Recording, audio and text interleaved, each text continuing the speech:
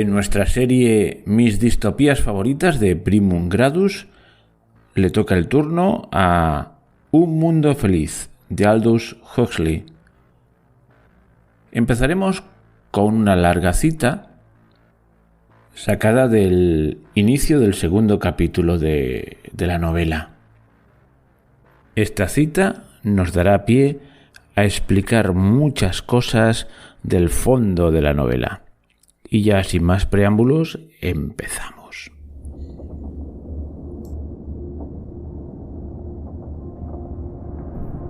Guardería infantil. Sala de condicionamiento neopauloniano. Anunciaba el rótulo de la entrada. El director abrió una puerta. Entraron en una vasta estancia vacía, muy brillante y soleada, porque toda la pared orientada hacia el sur era un cristal de parte a parte. Media docena de enfermeras con pantalones y chaqueta de uniforme, de viscosilla blanca, los cabellos asépticamente ocultos bajo cofias blancas, se hallaban atareadas disponiendo jarrones con rosas en una larga hilera en el suelo. Grandes jarrones llenos de flores, millares de pétalos suaves y sedosos como las mejillas de innumerables querubines, pero de querubines que bajo aquella luz brillante no se veían rosados y arios, sino también luminosamente chinos y también mexicanos y hasta colorados a fuerza de soplar en celestiales trompetas, o pálidos como la muerte, pálidos con la blancura postrera del mármol. Cuando el D&C entró, las enfermeras se cuadraron rígidamente. «Coloquen los libros», ordenó el director. En silencio, las enfermeras obedecieron la orden. Entre los jarrones de rosas, los libros fueron debidamente dispuestos. Una hilera de libros infantiles se abrieron invitadoramente, mostrando alguna imagen alegremente coloreada de animales, peces o pájaros. «Y ahora traigan a los niños». Las enfermeras se apresuraron a salir de la sala y volvieron al cabo de 1 o 2 minutos. Cada una de ellas empujaba una especie de carrito de té muy alto, con 4 estantes de tela metálica, en cada uno de los cuales había un crío de 8 meses. Todos eran exactamente iguales, un grupo Bokanovsky, evidentemente, y todos vestían de color caqui, porque pertenecían a la casta delta. «Pónganlos en el suelo». Los carritos fueron descargados. «Y ahora sitúenlos de modo que puedan ver las flores y los libros». Los chiquillos inmediatamente guardaron silencio y empezaron a arrastrarse hacia aquellas masas de colores vivos, aquellas formas alegres y brillantes que aparecían en las páginas blancas. Cuando ya se acercaban, el sol palideció un momento, eclipsándose tras una nube. Las rosas llamearon, como a impulsos de una pasión interior. Un nuevo y profundo significado pareció brotar de las brillantes páginas de los libros. De las filas de críos que gateaban llegaron pequeños chillidos de excitación, gorjeos y ronroneos de placer. El director se frotó las manos. «¡Estupendo!», exclamó. «Ni hecho a propósito». Los más rápidos ya habían alcanzado su meta. Sus manitas se tendían inseguras, palpaban, agarraban, deshojaban las rosas transfiguradas, arrugaban las páginas iluminadas de los libros. El director esperó verles a todos alegremente atareados. Entonces dijo: «Pongan atención», y levantando la mano dio la señal. La enfermera jefe, que estaba de pie junto a un cuadro de mandos, al otro extremo de la sala, bajó una pequeña palanca. Se produjo una violenta explosión, cada vez más aguda. Empezó a sonar una sirena. Penetrantes timbres de alarma sonaron enloquecedoramente. Los chiquillos se sobresaltaron y rompieron en chillidos. Sus rostros aparecían convulsos de terror. «¿Y ahora?», gritó el director, porque el estruendo era ensordecedor. «Ahora pasaremos a reforzar la lección con una pequeña descarga eléctrica». Volvió a hacer una señal con la mano y la enfermera jefe pulsó otra palanca. Los chillidos de los pequeños cambiaron súbitamente de tono. Había algo desesperado, algo casi demencial en los gritos agudos, espasmódicos, que brotaban de sus labios. Sus cuerpecitos se retorcían y cobraban rigidez, sus miembros se agitaban bruscamente, como obedeciendo a los tirones de alambres invisibles. «Podemos electrificar toda esta zona del suelo», gritó el director, como explicación, «pero ya basta». E hizo otra señal a la enfermera. Las explosiones cesaron, los timbres se enmudecieron y el chillido de la sirena fue bajando de tono hasta reducirse al silencio. Los cuerpecillos rígidos y retorcidos se relajaron, y lo que había sido el sollozo y el aullido de unos niños desatinados volvió a convertirse en el llanto normal del terror ordinario.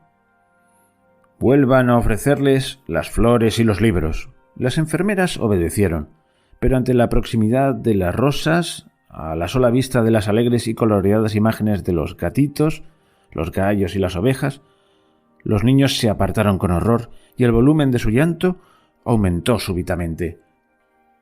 «Observen», dijo el director en tono triunfal. «Observen. Los libros y ruidos fuertes, flores y descargas eléctricas.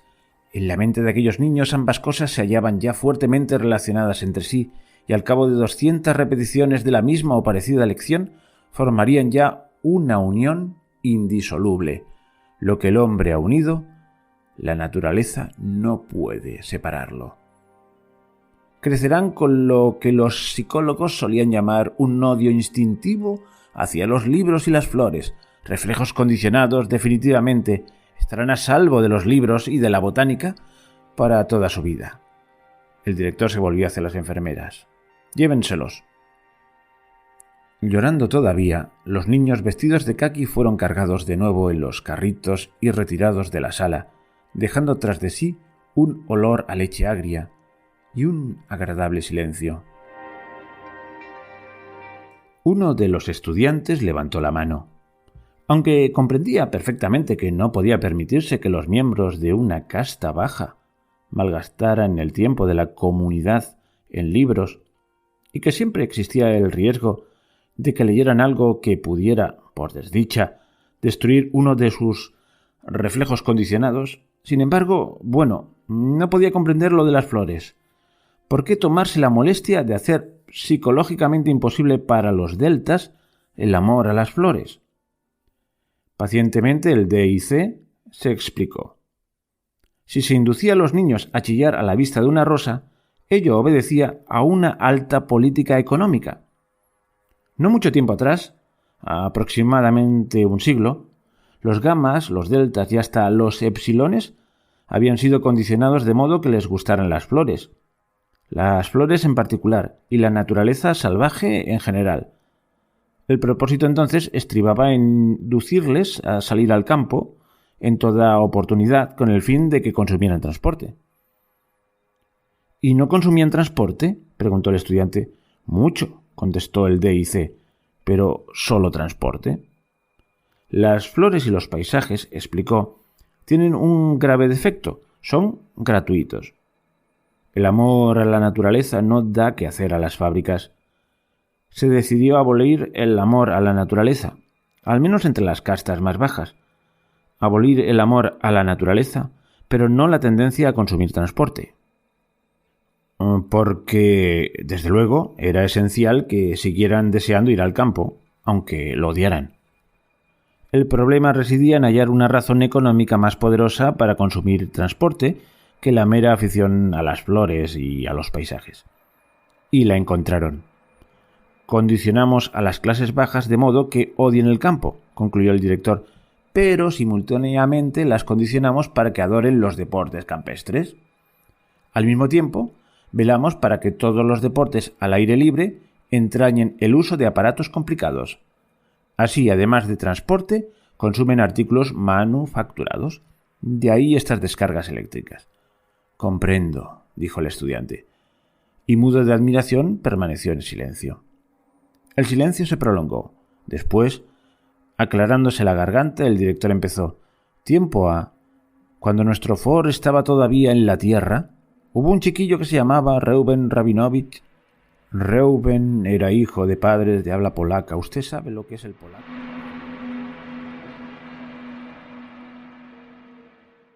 Bueno, yo creo que por ahora las andanzas del pequeño Rabinovich no nos interesan, no podemos alargar más la cita porque para eso ya leeríamos el libro completo, pero ya nos ha servido para que veamos un poquito de qué va el tema. Aunque no agota todos los temas, pero sí que presenta muchos de las cosas que se verán a lo largo de la novela. En fin, vemos aquí algunos términos, el DIC, con el que se nombra esa especie de director. Bueno, ya explicaremos a qué corresponden esas siglas. Eso es algo del interior de la novela. Como lo de Volkanovski, habla del grupo Volkanovski. Volkanovski es un método de clonación humana. Por eso los niños son todos idénticos, etcétera, etcétera. Habla también de que son unos niños deltas. Deltas es un grupo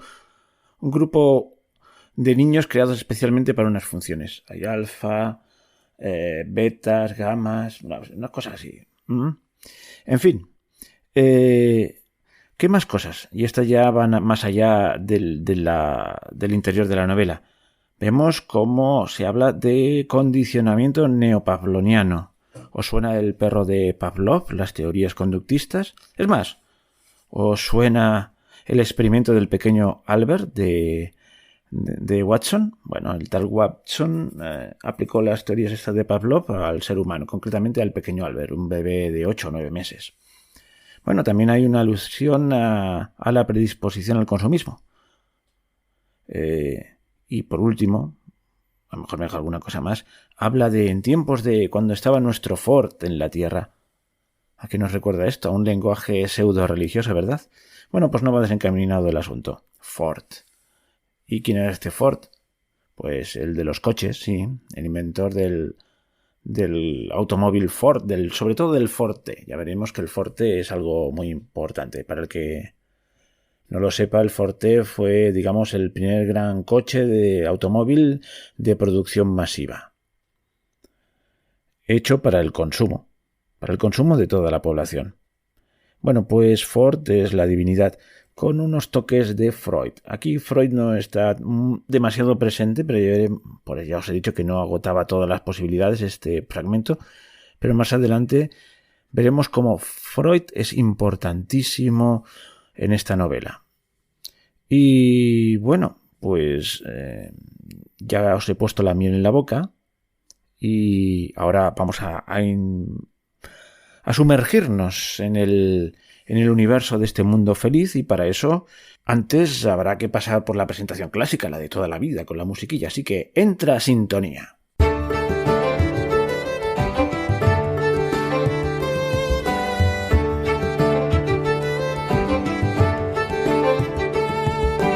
Bienvenidos a Primum Gradus, tu podcast de historia y humanidades en general. Os habla Ricardo Silvestre. Os recuerdo que el Twitter es @primumgradus.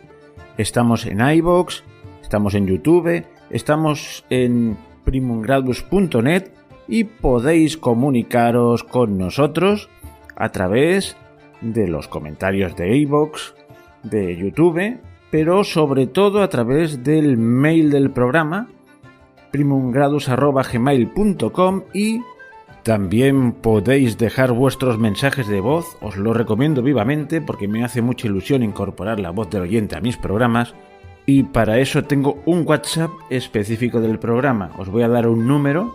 Por cierto, no contesto llamadas, además lo tengo habitualmente en mi casa y lo reviso. Si mandáis mensajes de texto, pues me son menos útiles, sobre todo mensajes de voz. Allá va. 644-190223.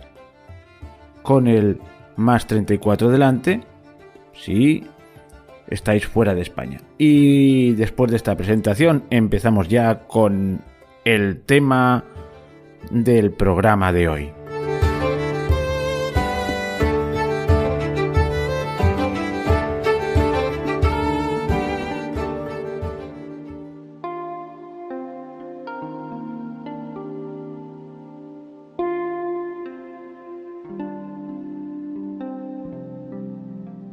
Las personas que conocen el tema, cuando les dicen 2 novelas distópicas, casi seguro que dirán 1984, que ya hemos analizado, y esta de Un mundo feliz, de Aldous Huxley. Siglo XX, principios del siglo XX, la de 1984 ya más hacia mediados, y realmente coincidieron en el tiempo y en el espacio estos dos autores durante una época.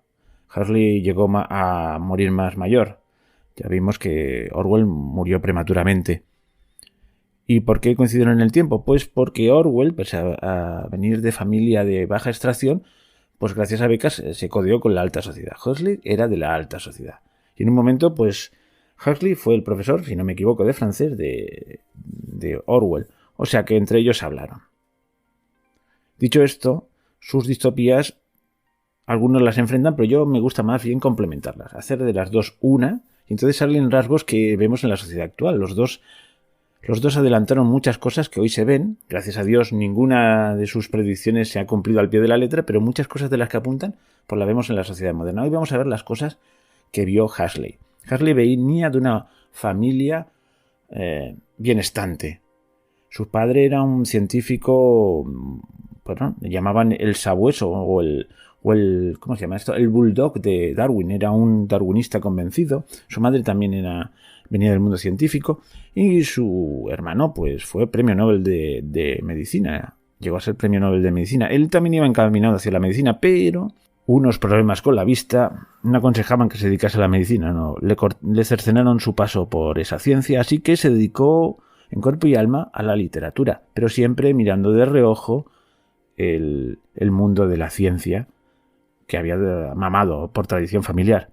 De ahí que la distopía de Huxley está impregnada de las teorías científicas imperantes en su época. Hay que pensar que esta novela la escribió en 1920. Y habla de cosas tales como la clonación, que no es que estuviese en mantillas, era una proyección a futuro de algún científico loco. Imaginar lo que podía significar para una persona de 1920 que le hablasen de clonación. Bueno, pues hoy, a que no nos suena a ciencia ficción precisamente. Hoy es posible. Bueno, pues en aquella época era ciencia ficción. Otras teorías de moda en aquella época eran el conductismo y el psicoanálisis de Freud. Y por otro lado estaba, pues, digamos que el industrialismo de tipo Ford, de Henry Ford, el de los coches, el de los automóviles. Ahí lo hemos notado, nuestro Ford, porque efectivamente para este autor el advenimiento, no sé por qué le llamo advenimiento, ya me he contagiado de su sentido pseudo religioso, pues el comienzo de la producción masiva del Ford T, que fue el primer automóvil pensado para las masas, es cuando este industrial pensó: tengo que realizar un automóvil que puedan comprar mis propios empleados. Y para eso estableció un sistema de producción en cadena y el coche fue asequible a las grandes masas. Empezaba la época del consumismo y eso lo supo ver muy bien Huxley. Era una mente privilegiada que se movía en estos ambientes cerrados y decadentes de los aristócratas que tenían tiempo para pensar y maquinar cosas. ¿Os acordáis de aquello de los 5 de Cambridge, al que le dedicamos unos capítulos? Aquellos tipos de círculos cerrados y decadentes, pues que tanto pensar en salvar el mundo y que eran mentes superiores acababan siendo espías del KGB. Y bueno, pues de ahí esos círculos también salieron gente como John Maynard Keynes y escritores. Evelyn Waugh en sus novelas describe mucho este ambientillo. Y en su búsqueda intelectual de algo más, pues él se daba cuenta de que había un vacío en la mentalidad de la época y buscando una espiritualidad, pues se fue muy lejos, se fue al lejano oriente y acabó, siendo un adicto a las teorías orientalistas y dejó dicho que a la hora de su muerte se leyese párrafos del libro de los muertos tibetano. Y parece ser, tonteó con el LSD, la droga alucinógena, en las últimas partes de su vida. Bueno, pero no vamos a entrar más en su biografía. Entonces, la novela empieza con una visita a un centro de reproducción asistida, de fabricación de niños, en probetas, literalmente. Y podía haber empezado por ahí, pero como he empezado por el capítulo 2, pues vamos a analizar el párrafo elegido para comenzar este programa y luego ya daremos un salto atrás. Digamos que el hilo conductor de esta narración, de esta descripción del mundo, es una peripecia de personas concretas de la que hablaremos luego. Ahora sencillamente vamos a ver lo que hemos dejado apuntado sobre el conductismo, sobre Pavlov y todas estas cosas, ¿vale? Pues vamos a empezar hablando de Pavlov y su perro y luego de Watson y su experimento con el pequeño Albert. Era una teoría de moda en la época.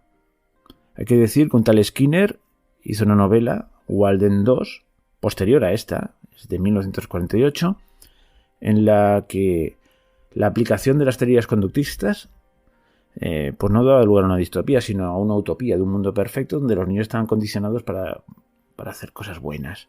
Pero eso sí, en su utopía, la familia no tenía nada que decir. Los niños eran de la comunidad.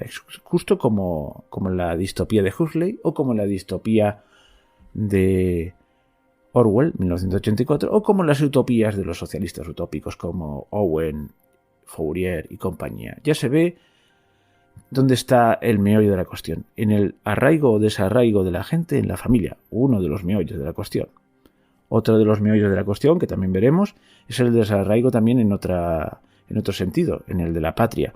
Ni en Orwell, ni en Un Mundo Feliz hay un arraigo patriótico. Por ejemplo, en Orwell son 3 grandes naciones en continua guerra para tener a la gente alienada, y aquí es una sola nación, un gobierno mundial. No hay fidelidad ni a la familia ni a la patria. Pero vamos al primer párrafo. Vamos a hablar de Pavlov y de su perro, que ya me he ido por las ramas. Allá vamos.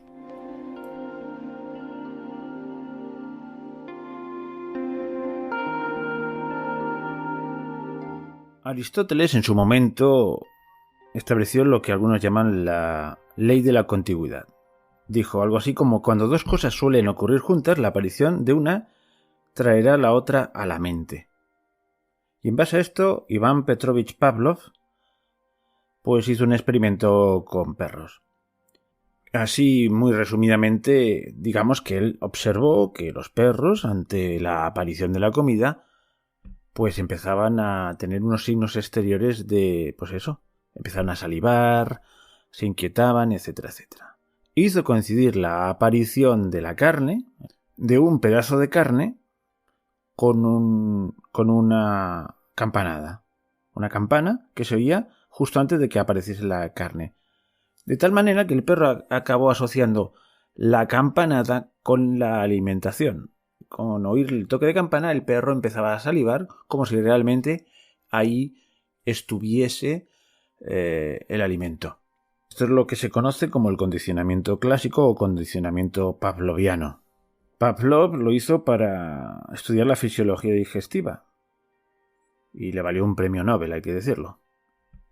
Estos experimentos con el tiempo fueron aplicados a las leyes de la conducta y bueno, no vamos a hacer un relato de cómo llegó a un tal Watson, concretamente John B. Watson, uno de los psicólogos norteamericanos más importantes del siglo XX, fundador de la escuela psicológica conductista.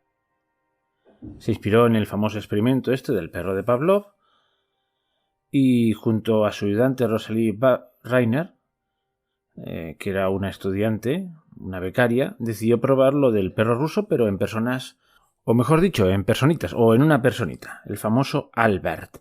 Eligieron un bebé de 8 meses al que llamaron Albert y escogido de el hogar Harriet Lane para niños discapacitados. Su madre trabajaba allí como nodriza. Y hay que decir que la identidad del pequeño Albert, no se aclaró del todo, aunque parece ser que sí, pero bueno, no nos importa demasiado. La cuestión es que hicieron el experimento con el niño. Y el experimento se parece mucho al que ha narrado nuestro amigo Huxley, del ruido ensordecedor que aturde a los niños. Os lo voy a explicar brevemente. Dejan a nuestro pequeño Albert en medio de una sala y aparece una rata del laboratorio, la típica rata albina del laboratorio, un bichito peludo. Y entonces, cada vez que la rata se acerca al niño, que se pone a jugar con ella sin ningún tipo de manía, pues ellos hacen sonar fuertemente un martillo con una barra de acero.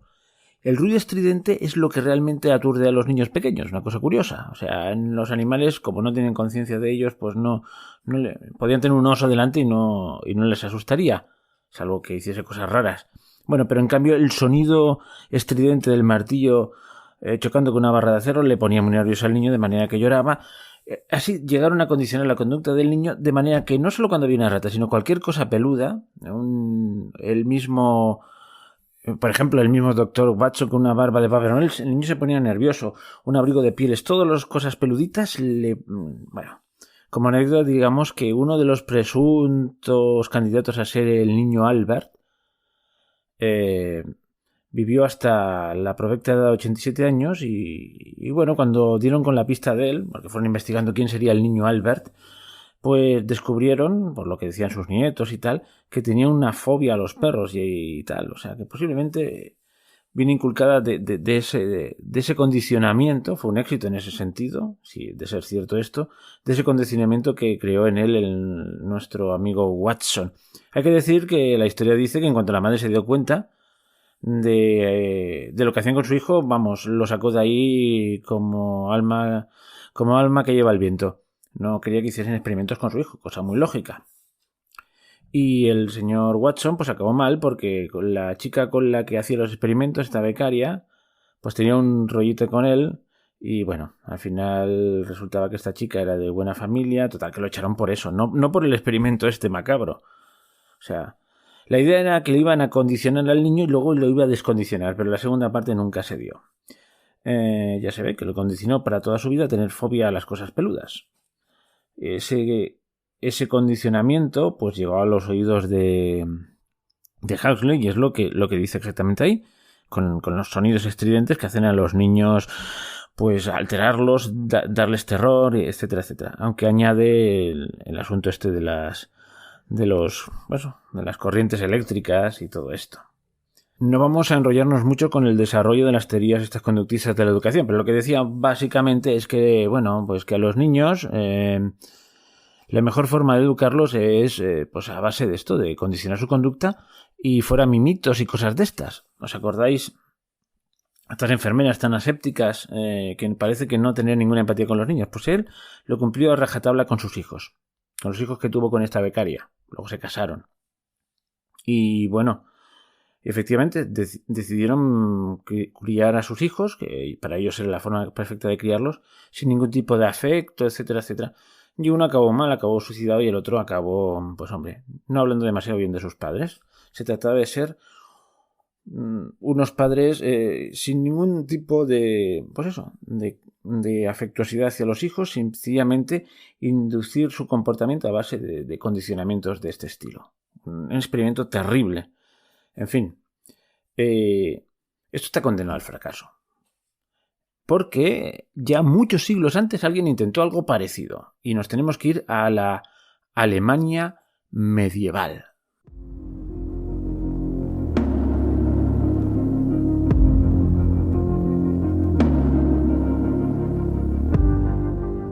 Hubo una vez un gran monarca, un emperador, Federico II Hohenstaufen, emperador del Sacro Imperio Romano Germánico, nació a finales del siglo XII y murió en 1250, nieto del famoso Federico II Barbarroja y apodado Stupor Mundi, estupor o pasmo del mundo.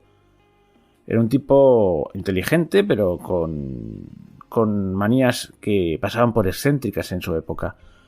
Y desde luego era un hombre culto y con ansias de saber. Y una cosa que le obsesionaba era, pues, determinar si realmente existía lo que podíamos, o lo que llamaban, una lengua natural, una lengua propia de Adán, partiendo de la base que Adán pues nació hablando, ¿no? Y no tenía nadie que lo hubiese enseñado, por lo tanto había una especie de lengua natural que surgía en el hombre sin que nadie se la enseñase. Y de esta manera Adán pudo dar cumplimiento al mandato divino que viene en el Génesis de dar nombre a todas las cosas. Bueno, no vamos a tirar por ahí, pero ya sabéis que dar el nombre es, en cierto modo, poseer las cosas. Bueno, ya se ve por dónde iban los tiros. Entonces, para que surja ese lenguaje natural, pues había que conseguir unos seres humanos que no hubiesen sido educados en ninguna lengua. No es fácil, pero él tenía el poder suficiente como para hacer el experimento. ¿Y cuál fue el experimento que hizo? Pues el experimento que hizo fue conseguir 30 recién nacidos, huérfanos, por supuesto, y determinó que unas niñeras les dedicasen los mejores cuidados, pero de la manera más aséptica posible. Es decir, les alimentarían, les bañarían, lo propio que hay que hacer para que un niño salga adelante, pero sin hacerle cuchicuchi, sin carantoñas, sin mimos, sin decirles ni una sola palabra, para que surgiese así el lenguaje natural. Y otra cosa importante, sin estos mismos serían unos hombres fuertes, los soldados perfectos, sin afeminamientos, como decían en la época. Unas máquinas de matar. Bueno, la cuestión, ¿qué ocurrió con este experimento? Bueno, porque todos los niños se murieron.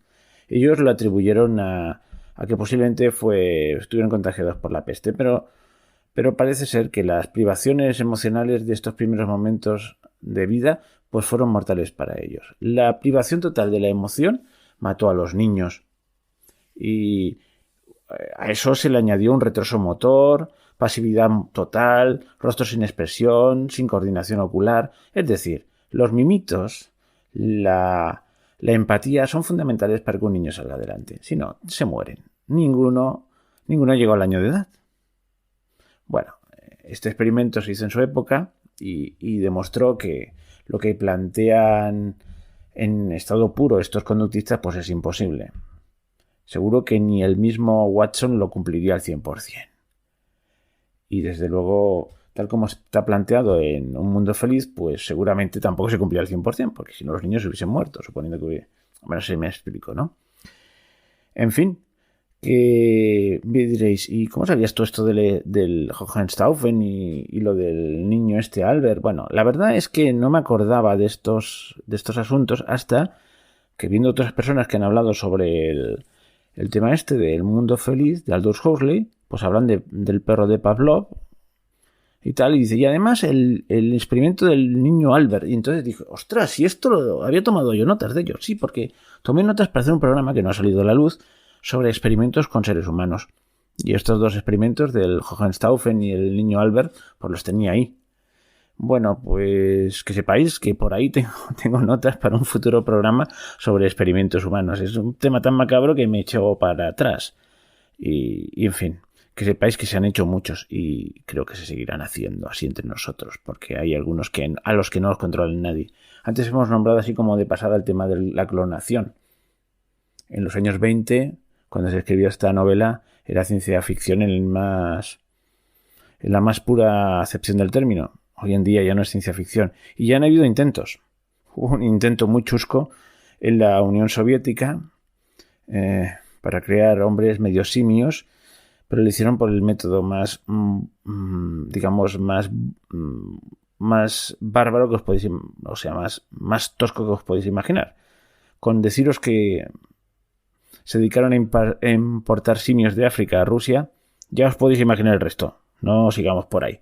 Quizás algún día lo cuente. O sea, se trataba de sacar medio hombres, medio simios, pues ya os podéis imaginar lo que corrió por la mente de algún desquiciado.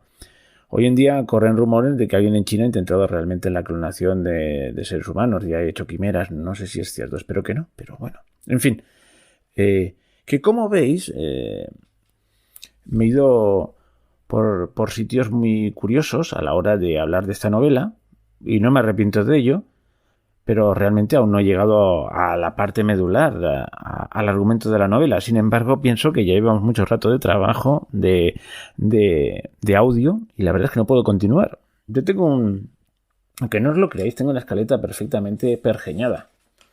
Y estos no son digresiones que estuviesen al margen. Pensaba hablar del perro de Pavlov, del pequeño Albert y todas estas cosas. Pero claro, lo que no tengo calculado es cuánto me va a durar esto. Entonces, mira, ¿sabéis qué? Aquí dejo este programa por hoy y haremos primera parte. Y ya continuaremos. Os aseguro que en el próximo programa, lo tengo previsto, hablaremos de la trama de la novela y ya meteremos al bueno de Freud en la novela, porque sabéis que tiene mucho que ver con Freud y seguiremos hablando de la clonación, de la fecundación in vitro y demás condicionamientos que tienen estos niños, porque después de este condicionamiento en la más tierna infancia a base de conductismo, pues tiene uno que está basado en la hipnopedia, que es la repetición continua de consignas, hasta que se te quedan grabadas en la mente. Y hablaremos de los alfa, de los beta, de los gammas y de los épsilon, las distintas clases sociales que venían determinadas por el nacimiento. Pero, bueno, esta es mi forma de hacer las cosas. Así que si os parece bien, pues os emplazo al próximo capítulo y ahí ya sí que entraremos en la trama de la novela. Y bueno, ya os he dicho que por ahí tengo medio preparado un programa, con notas al menos, sobre experimentos humanos, que no lo he llevado a cabo porque me parece un poco macabro, pero ahora no sé, posiblemente un día de estos me anime. Oye, lo dejo aquí porque la vida no me da para más y no puedo seguir grabando porque el tiempo me apremia. Así que muy pronto, antes de una semana, seguramente tendréis el siguiente capítulo del análisis de Un mundo feliz de Aldous Huxley.